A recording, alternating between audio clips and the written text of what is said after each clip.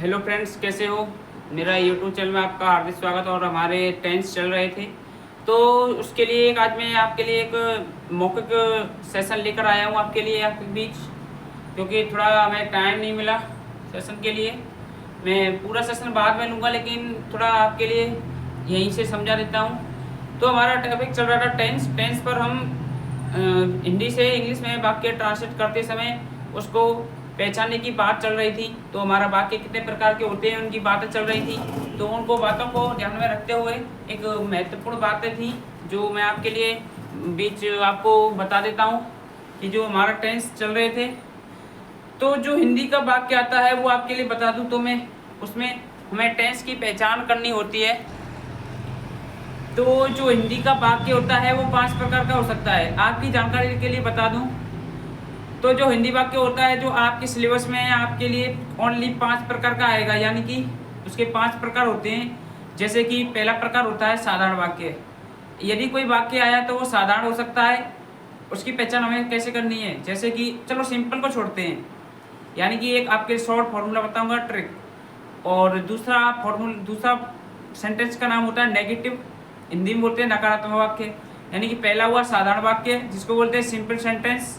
दूसरा हुआ negative sentence, उसको बोलते हैं साधारण वाक्य। तीसरा होता है इंटरोगेटिव सेंटेंस, उसे प्रश्नवाचक वाक्य कहते हैं। चौथा होता है इंटरोगेटिव नेगेटिव, जिसे प्रश्नवाचक नकारात्मक वाक्य कहते हैं। और चौथा होता है वो WH वर्ड होता है। यानी कि अब इनकी पहचान बता दूं आपके लिए। तो जो वाक्य है, देखो साधारण वाक्य को तो छोड़ो, साधारण वाक्य होगा उसमें कुछ नहीं आएगा, यानी कि नॉर्मल होगा, सीधा का सीधा। दूसरे की बात करें नेगेटिव की, तो नेगेटिव वाक्य होते हैं, उनमें आपकी जानकारी के लिए बता दूं मैं। तो यदि किसी वाक्य के बीच में नहीं शब्द आ जाए, आपको नहीं शब्द दिख गया तो नेगेटिव वाक्य है।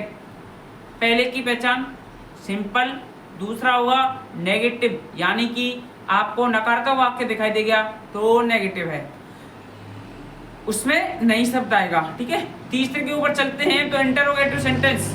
इंटरोगेटिव की पहचान आपके लिए बता दूं मैं। तो जो हमें आपका हिंदी वाक्य दिखाई देगा उसके एंड में जाना है हमको, और एंड में जाते समय उसके पीछे क्या लगा होगा, प्रश्नवाचक चिन्ह। ठीक है, उसके पीछे प्रश्नवाचक चिन्ह लगा होगा। और प्रश्नवाचक चिन्ह लगा होने के साथ साथ एक और पहचान होती है इंटरोगेटिव सेंटेंस की, कि वाक्य क्या से शुरू होता है। हिंदी वाक्य के स्टार्टिंग में क्या आती है लिखी, यानी कि क्या।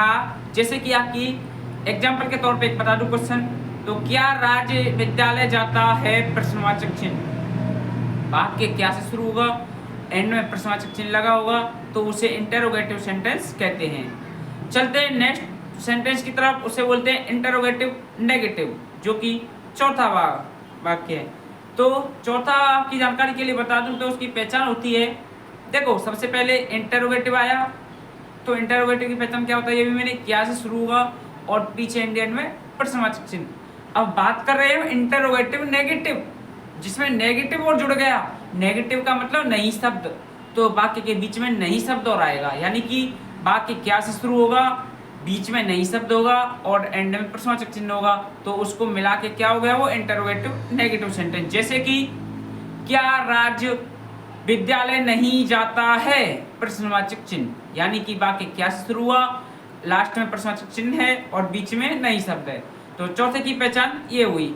अब आता है आपका पांचवा को बोलते हैं WH वर्ड। WH वर्ड की पहचान आपके लिए बता दूं, हमारे WH शब्द होते हैं कुछ, जैसे कि क्या, कौन, कैसे, कब, कहाँ आदि।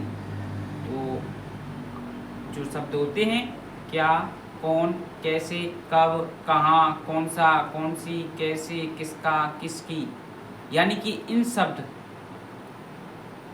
शब्दों में से कोई भी शब्द किसी एक हिंदी वाक्य के बीच में आ जाए। देखो इंटरोगेटिव के लिए तो ओनली ऑन क्या शब्द स्टार्टिंग में आएगा, और WH वर्ड के लिए क्या, कौन, कैसे, कब, कहाँ, कौन सा, कौन सी, कौन सा, किसके लिए, किसके, जहाँ, कहाँ, इन शब्दों में से एक शब्द हिंदी वाक्य के बीच में आए तो उसे WH वर्ड कहते हैं, और लास्ट में प्रश्नवाचक चिन्ह भी लगा होगा।